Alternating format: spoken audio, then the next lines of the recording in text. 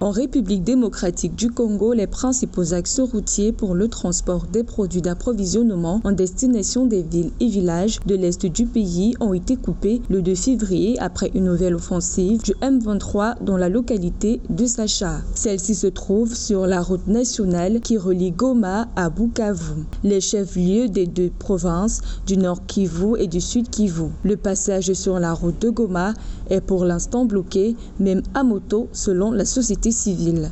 La situation dans l'est de la RDC avec la rébellion du M23 est une situation déjà connue parce que voici un drame qui se déroule sous les yeux de la communauté internationale. Et tout le monde sait que le Rwanda soutient le M23.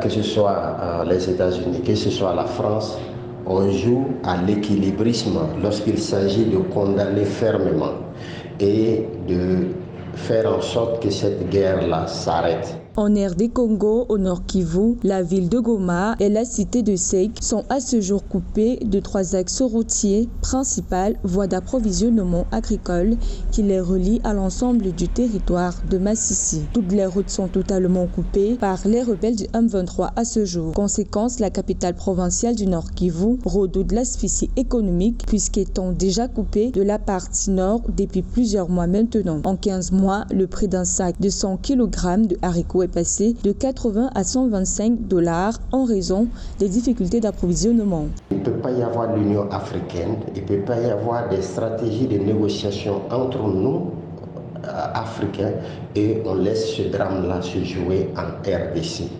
Il faut dire stop, parce que ce sont les populations civiles qui en payent le prix fort. Selon l'Organisation des Nations Unies, les civils sont les premiers à pâtir de la dégradation sécuritaire qui touche la RD Congo, le pays enregistrant un record de près de 7 millions de déplacés fuyant la violence. Avec la prise de la localité de Sacha par les rebelles du M23, tous les grands axes routiers menant à Goma sont désormais coupés. Rutshuru et Massissi étaient déjà coupés avec la prise des localités sur la route nationale. Cette voie du Sud Kivu était la seule voie plus ou moins pratique d'approvisionnement en denrées alimentaires pour Goma.